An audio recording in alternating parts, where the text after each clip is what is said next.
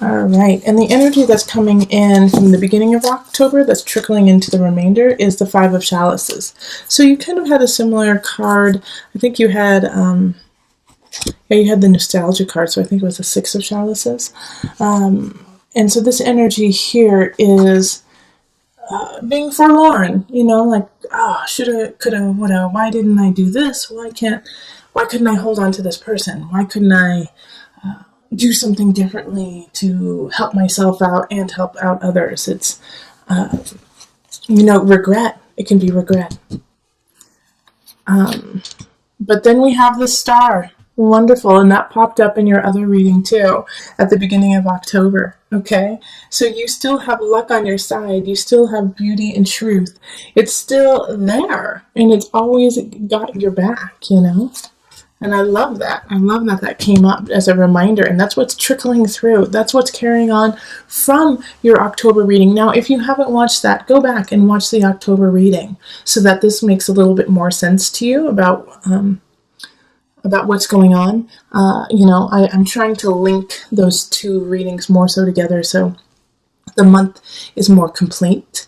But the star energy in the center, how absolutely wonderful, because it's an Aquarian energy. It's kind of outside of the box, but it's also luck. It's also since you're outside of the box, thinking so big and so complete, that energy keeps coming in and helping you out.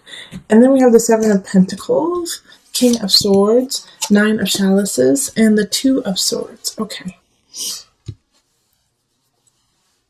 All right, so all in all, before I go into the details, I love the Nine of Chalices here with the star, okay? Because the Nine of Chalices is feeling really complete, feeling also, again, kind of nostalgic, but you had the card of nostalgia in your last reading of October, but it's also being okay.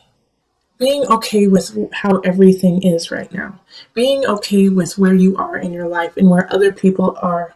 Not saying that you're happy, necessarily, but saying, yeah, this is right. This is where I need to be. And the star is like, yeah, let's add some luck and love into that, And we do have this Seven of Pentacles popping up as in relationship of cultivate the love and the joy within relationships that are working. Now, if you have this situation, I do remember that your October reading that there was a possibility of loss, that somebody could be passing, moving on, and it could be somebody that you know. So the Seven of Pentacles is kind of reminding you how important it is to cultivate and love the relationships that work. If you have good friends, if you have dear family, if you have a love relationship, keep working on it. Don't give up on it. Don't slide. Don't sleep. Make sure that you are continually tilling the soil and nurturing those relationships. All right. We do have the King of Swords showing up in career. So I have this feeling that in career and in work, this person, they're in the upright, so it's a high energy, it's a good energy, but it's a tough one for you, Pisces. It's kind of like they're kicking you in the butt to get going. They're not sympathetic towards your situation. They're not sympathetic towards your emotions. They get it. They're sorry. Now they want you to move on and they want you to produce.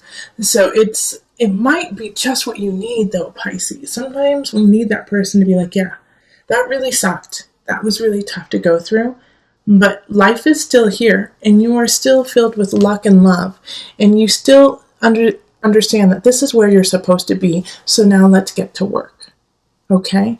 And I think I definitely feel like it's something you need to hear, because we have the Two of Swords and the mind-body-soul connection, and so you don't know what to do, you don't know which way is up, it's hard for you to find your foundation.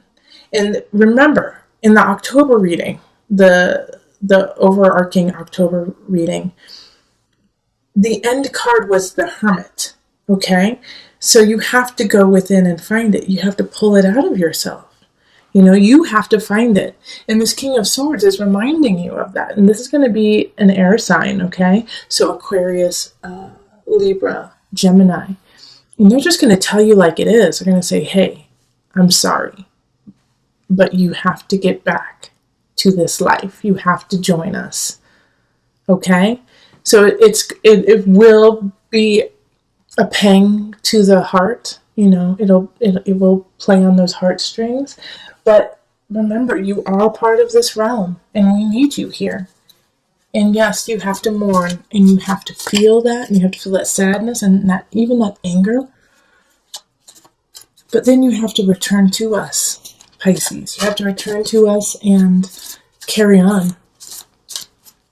Whether it was that, your relationship just shifted and now, you guys live apart, or that it shifted and you got a divorce, or even, it could even be like with the relationship that shifted at the beginning of October, like your child went to college, and that was really tough because your whole life had been surrounded by your child.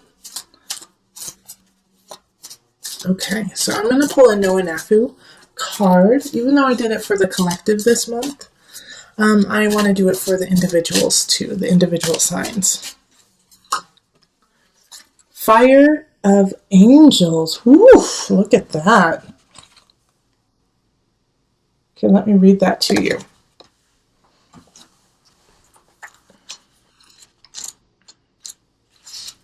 This card symbolizes the ladder of consciousness. You climb the ladder to reach higher ground, but as you get closer to the light, it radiates more strongly, as a bright light might turn into fire. The choice to climb holds the promise of a big blessing, but you must accept that you may get burned along the way. Climbing the ladder, therefore, requires practice and self-awareness to ensure safe passage.